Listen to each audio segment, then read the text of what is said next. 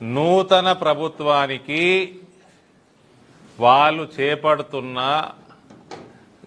Administration యాక్టివిటీకి పూర్తి స్థాయిలో మా మద్దతు ఉంటుంది. అయితే తబ్లీకి జమాత్కి 3 కోట్లు ఇవ్వటము వాళ్ళ ప్రోగ్రాంకి, ఇటువంటి అపీజ్మెంట్ పాలిటిక్స్కి మేము వ్యతిరేకము.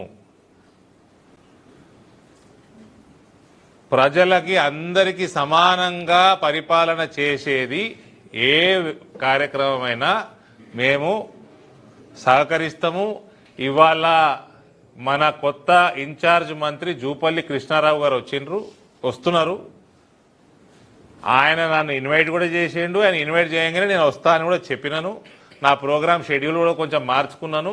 4 గంటలకి I will be part of it. మా ఎమ్మెల్యేలు కూడా దాంట్లో భాగంగా ఉంటారు. మేము సహకరిస్తాము. అయితే మళ్ళా మీరు అపీజ్మెంట్ పాలిటిక్స్ చేసి తబ్లికే జమాత్కి 3 కోట్లు ఇస్తాము కానీ మాకు పైసలు లేవు, గ్యారెంటీలు మేము వేసిన వాగ్దానాలకు పైసలు లేవని ఇండైరెక్ట్గా శ్వేతపత్రాలు విడుదల చేసుడు, ముస్లిం ఓటు కోసం వాళ్ళ కోసం ₹1 కోట్ల ఖర్చు పెట్టుడు, ఇటువంటి కార్యక్రమాలు చేస్తే మాత్రం మేము వ్యతిరేకిస్తాం. I may clear my dear Shekhar? అది నడ్డా గారిని అడగాలి నువ్వు.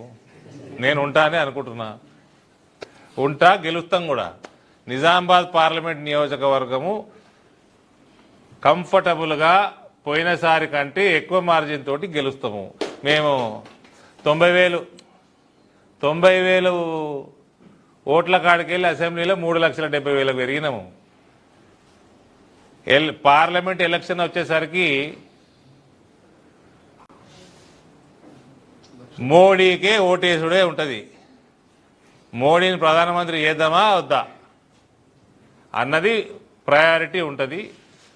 పోయినసారి అసెంబ్లీలో మీరందరు మీడియా కూడా గమనించాలా, అసెంబ్లీలో ఓట్లు వేసిన దానికి, పార్లమెంట్లో ఓట్లు వేసిన దానికి నిజామాబాద్ పార్లమెంట్ ప్రజలు 45% ప్రజలు క్రాస్ ఓటింగ్ చేసిండ్రు. 45%.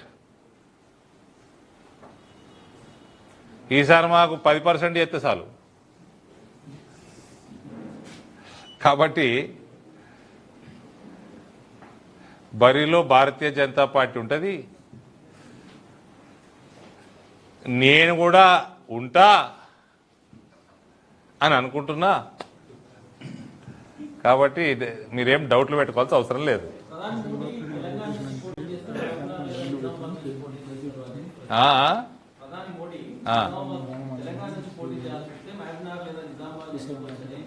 దానికంటే అదృష్టం ఏముంటుంది నాకు? మోడీ గారు తెలంగాణ పోటీ చేసి నిజామాబాద్ నిలబడితే దానికంటే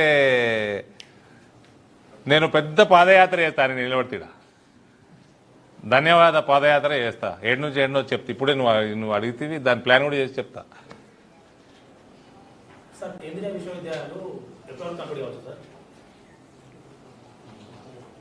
ఈ జూన్ మన నిజామాబాద్ ప్రారంభం అవుతుంది అడ్మిషన్లు, క్లాస్ రూమ్స్.